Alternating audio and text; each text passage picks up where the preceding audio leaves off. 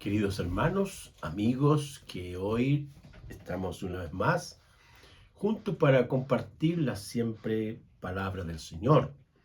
No hay duda que el Señor siempre nos está hablando, siempre está entregándonos palabras de ánimo, de consuelo y sustentando nuestras vidas mientras estamos aquí peregrinando en este mundo. Llegará el día en que vamos a partir de esta tierra y vamos a encontrarnos con nuestro Señor, con nuestro Redentor y nuestro amado Jesús. Será el día más precioso y hermoso cuando estemos con el Señor. Amén. Vamos a compartir la Sagrada Escritura en el libro de Apocalipsis, capítulo 2, los versículos 10 y 11. Apocalipsis 2, versículos 10 y 11. Dice así: no temas en nada lo que vas a padecer. He aquí el diablo echará a algunos de vosotros en la cárcel para que seáis probados, y tendréis tribulación por 10 días. Sé fiel hasta la muerte, y yo te daré la corona de la vida. El que tiene oído, oiga lo que el Espíritu dice a las iglesias. El que venciere no sufrirá daño de la segunda muerte. El tema que vamos a hablar en el día de hoy es no temas, no temas. En las Sagradas Escrituras, especialmente en el ministerio de Jesús, con los discípulos, ya sea con los 3 discípulos que estaban más cercanos a él, hablamos de Pedro, Juan y Jacobo. Luego tenemos los 12 que son añadidos y que el Señor conservó, mantuvo y siempre les dio palabras de ánimo, de consuelo, de esperanza, y les enseñó específicamente cómo realizar y ejercer su ministerio. En el día de hoy también la labor del pastor, la labor de una autoridad, ya sea en cualquier contexto, ya sea en el área educativa, en el área pedagógica, también en el área de empresarial, en el área de la investigación, en cualquier área es importante que las autoridades que tienen responsabilidades de liderazgo entreguen palabras de ánimo, de consuelo, de esperanza a quienes están bajo su cuidado o bajo su responsabilidad. Es así como el Señor también acá, en este segmento que acabo de leer, encontramos 3 palabras de ánimo que trazan la que será la vida del pastor, la vida del hermano, la vida de alguien casado, de alguien que esté haciendo, realizando un emprendimiento, ya sea eclesiástico o de cualquier característica. El Señor Jesús entrega palabras de ánimo. En primer lugar, el Señor le dice: no temas al diablo. Ya hemos dicho que en este pasaje es el enemigo de la obra, de la iglesia, del reino, de todas las cosas que Dios ha creado. El enemigo es Satanás. Y el pasaje dice: no temas, no temas, dice ahí, se repite, dice: en nada lo que vas a padecer. Ahora, esta palabra temor es en la palabra griega phobos, y el miedo puede ser causa de varias razones o algunas circunstancias como la siguiente. Primero, puede que la persona haya experimentado algunas malas experiencias o un ataque de pánico relacionado con algún objeto o alguna situación. Hay personas que a veces se han encontrado con un perro agresivo y les ha atacado o les ha mordido, y de ahí este miedo queda impregnado en su alma, en su espíritu, y después cuando va a otro lugar se encuentra con otro perro y cree que el perro le va a hacer lo mismo. El miedo ya quedó grabado en su espíritu.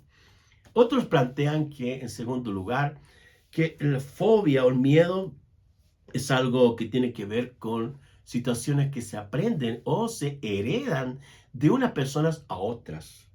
En tercer lugar, puede ser un miedo frente a algún peligro, alguna reacción de cambios fisiológicas, o se acelera la respiración y el corazón late con mayor intensidad. Son situaciones que a veces las personas experimentan en diferentes tipos de situaciones, pruebas, aflicciones de una u otra fuente. Sin embargo, la palabra del Señor, ahí en 2 Timoteo 1, 7 al 9, el apóstol Pablo enseñándole a este hijo espiritual llamado Timoteo, le entrega algo muy tremendo y que es para nosotros también. Lo vamos a leer, está ahí en 2 Timoteo, capítulo 1, versículos 7 al 9. Dice, porque no nos ha dado Dios espíritu de cobardía, sino de poder, de amor y de dominio propio. Fíjese, Dios no le ha dado al creyente que sea un cobarde, un miedoso, un temeroso, sino que le ha dado poder.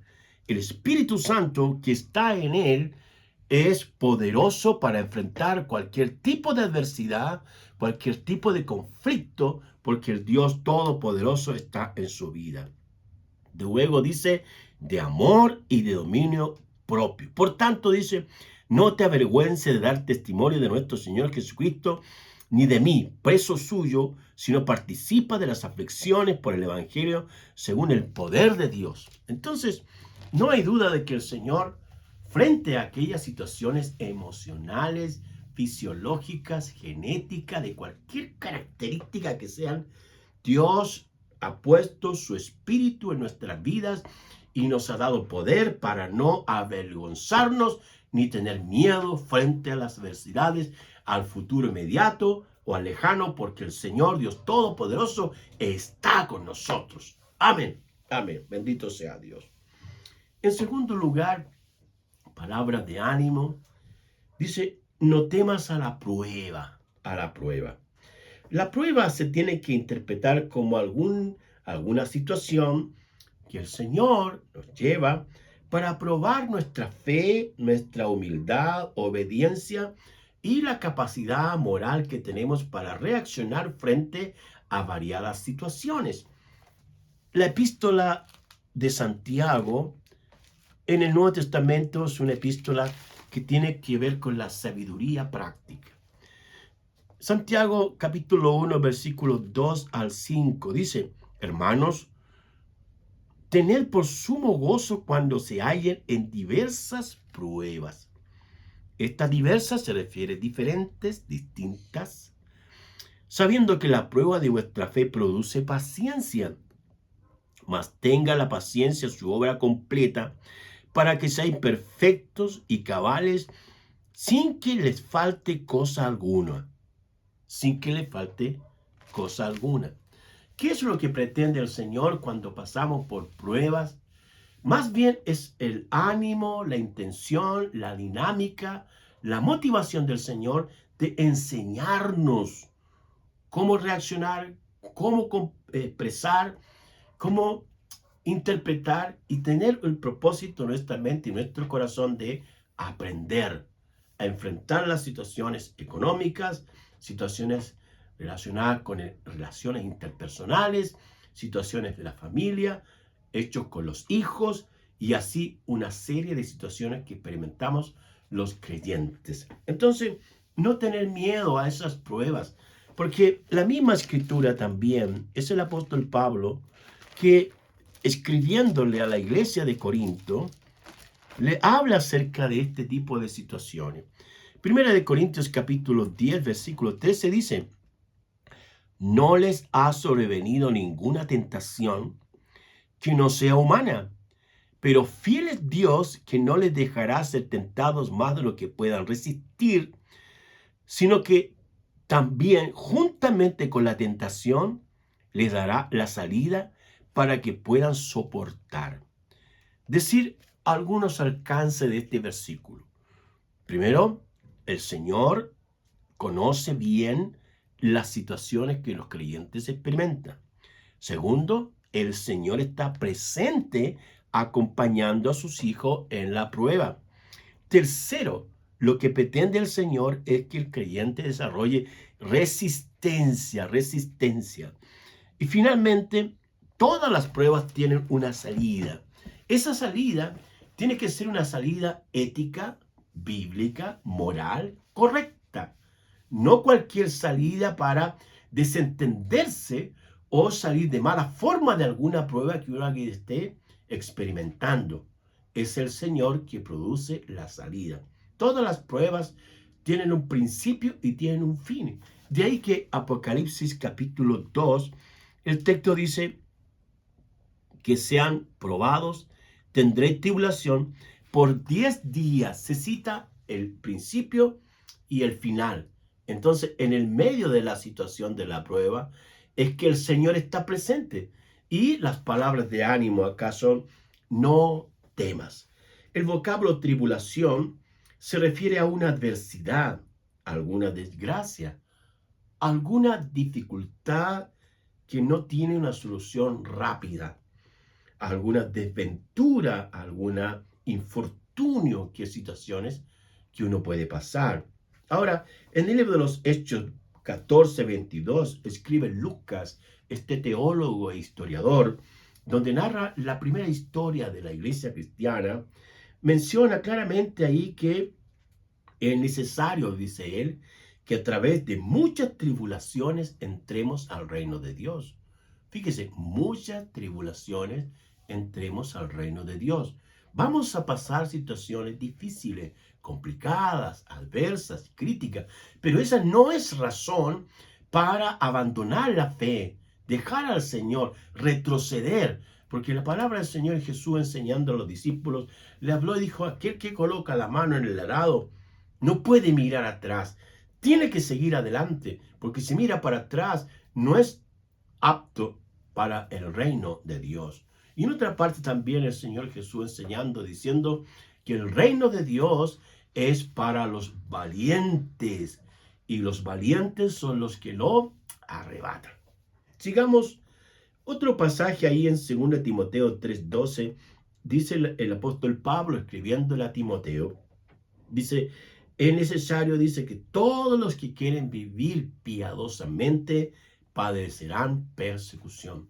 La vida de la piedad es la vida de devoción a Dios, es la vida de hacer la voluntad de Dios, es de entregarnos completamente al Señor para llevar su palabra a pesar del mundo antagónico, violento, que a veces se produce y que en realidad Satanás no quiere y se opone para que el reino de Dios se extienda.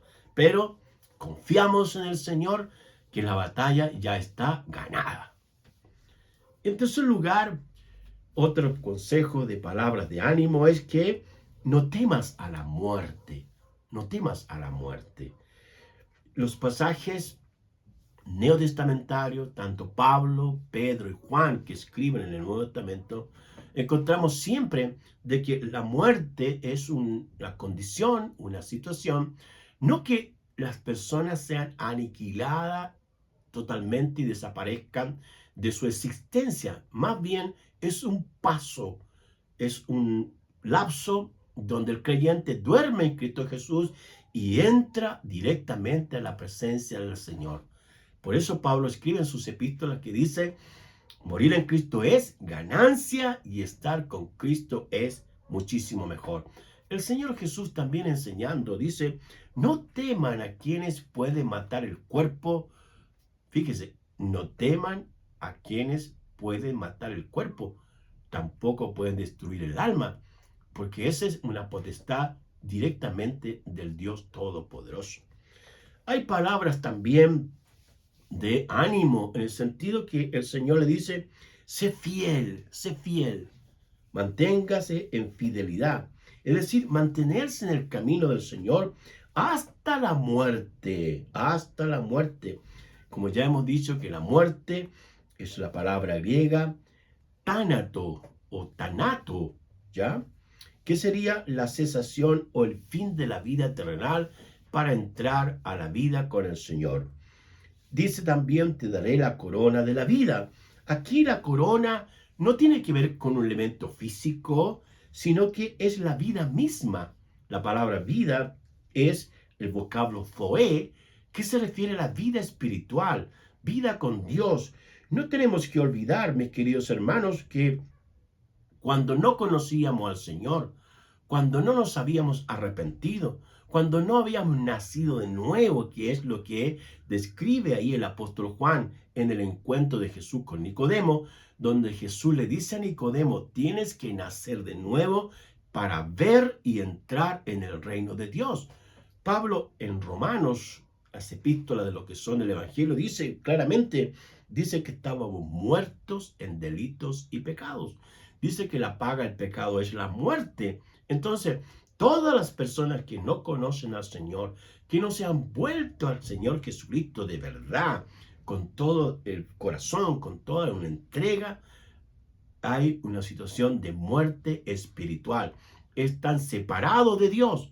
Pero cuando dicen, Señor Jesús, ven a mi corazón, te acepto, te reconozco como el Señor y Salvador de mi vida, espiritualmente se produce ahí un clic y esa persona nace a la vida espiritual.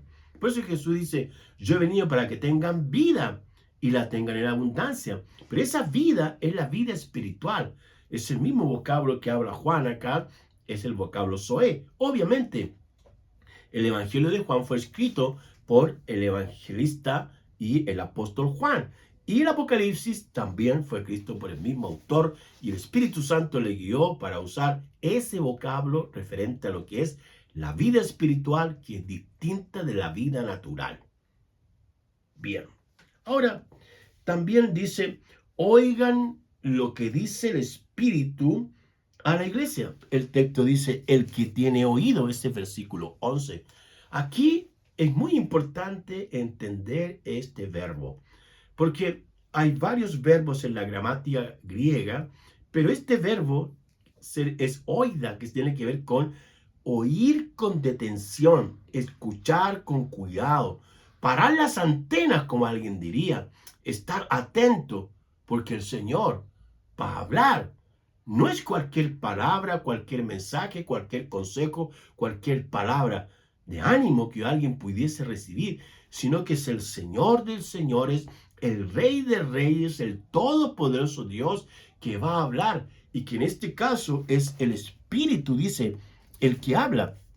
El que tiene oído, dice, oiga lo que dice el Espíritu. O sea, el Espíritu Santo de Dios hablándole al pastor, a la iglesia, a los creyentes, a todos, entregándole palabras de ánimo, diciéndole que tiene que mantenerse firme y estar atento a lo que el Señor le quiere decir. Además, le dice, el que venciere o al que venciere, dice, no sufrirá daño de la segunda muerte. Y aquí me quiero detener un poco. En el libro de Génesis, capítulo 1, 2, aparece todo lo que el Señor creó, las cosas hermosas, las aves, los peces, las plantas. Finalmente colocó el Señor y creó a Adán y Eva y le entregó ese paraíso para que él viviese allí. Pero también le dio un consejo, le dijo, para que estuviera muy atento, le habló acerca de que de todos los árboles del huerto podía comer. Pero del árbol de la ciencia y del bien y el mal, dice, no comerás, porque el día que de él comieras ciertamente morirás. ¿Qué es lo que hizo? Usted conoce la historia, pero lo que hizo Adán y Eva fue que vino Satanás, entró en el huerto a través de una serpiente y Eva comió, le dio a Adán y los dos comieron. Y ahí se produjo la muerte espiritual y también la muerte física en todo sentido. El Señor Dios Todopoderoso los expulsó de ahí, del huerto del Edén. Y desde allí toda la humanidad muere. Toda la humanidad experimenta la muerte física y la muerte espiritual. ¿Por qué mucha gente no se acerca al Señor? Porque están muertos espiritualmente. Están lejos de Dios y la paga del pecado es la muerte. Pero cuando se acercan a escuchar la palabra del Señor que va a través del Espíritu, y si la persona reconoce a Jesucristo como su Señor y Salvador, viene la vida espiritual. La persona nace de nuevo Y ese espíritu que está muerto por causa del pecado es resucitado por el poder del Señor. Por eso es que es muy importante el oír la palabra del Señor, entrar en esta vida espiritual, y de allí hay todo un mundo para entender las cosas que son del Espíritu de Dios, las cosas que son del espíritu diabólico y las cosas que son terrenales. Es así como el apóstol Pablo, allí en 1 Corintios capítulo 2, él habla acerca de tres tipos de hombre. Dice, primero, el hombre natural. Esa palabra natural en el texto griego es psiquis o psúquicos, que se refiere al hombre que usa su mente natural, su razón, su lógica, y que se mueve en el contexto humano. Es una persona común y silvestre. Luego habla del hombre espiritual o el hombre carnal. Ese hombre carnal se refiere a aquella persona que vive bajo sus pasiones, sus deseos, y que aún no ha aprendido a controlar ni a dominar esa área, sino que se entrega y se rinda a las pasiones, aunque es creyente, aún no controla, no se domina para vivir una vida en el espíritu. Y en tercer lugar está el hombre espiritual. El hombre espiritual es aquel que vive en el fruto del Espíritu Santo. Es un hombre maduro, un hombre equilibrado, un hombre prudente, un hombre cauto. Eso es lo que el Señor quiere que nosotros desarrollemos, aprendamos, crezcamos. Por eso, según el Timoteo capítulo 3, 16 y 17, dice, toda la escritura es inspirada por Dios y útil para enseñar, para corregir, para instruir en justicia. Y luego dice, a fin de que el hombre de Dios sea perfecto, o sea, maduro. ¿Qué es lo que Dios desea? Que nosotros crezcamos, que maduremos y que no seamos personas cambiantes en cuanto a que decimos una cosa y después decimos otra, sino que el hombre maduro mantiene lo que promete, cumple con lo que se propone y se mantiene firme en el Señor, firme en la iglesia, firme con su esposa, cuida su matrimonio, cuida a sus hijos, cuida su trabajo, cuida las cosas que Dios le ha delegado, porque ha entendido que la responsabilidad es un privilegio, no es en un sentido algo negativo, sino que es un honor de parte del Señor que Él nos haya dado un trabajo que en este caso tiene que ver con el reino de Dios, el misterio del Señor, que significa reconciliar a las personas con Dios, enseñarles, educarles, instruirles, para que se mantengan fieles hasta la muerte, como dice el pasaje.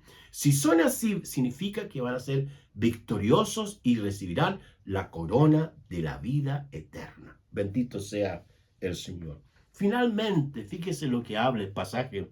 La muerte segunda. La muerte segunda es la separación del hombre de Dios por toda la eternidad. La muerte primaria es cuando Adán y Eva pecaron y esa muerte fue traspasada a toda la humanidad. Por eso Pablo dice, por cuanto todos pecaron, están destituidos de la gloria de Dios o están siendo destituidos de la gloria de Dios.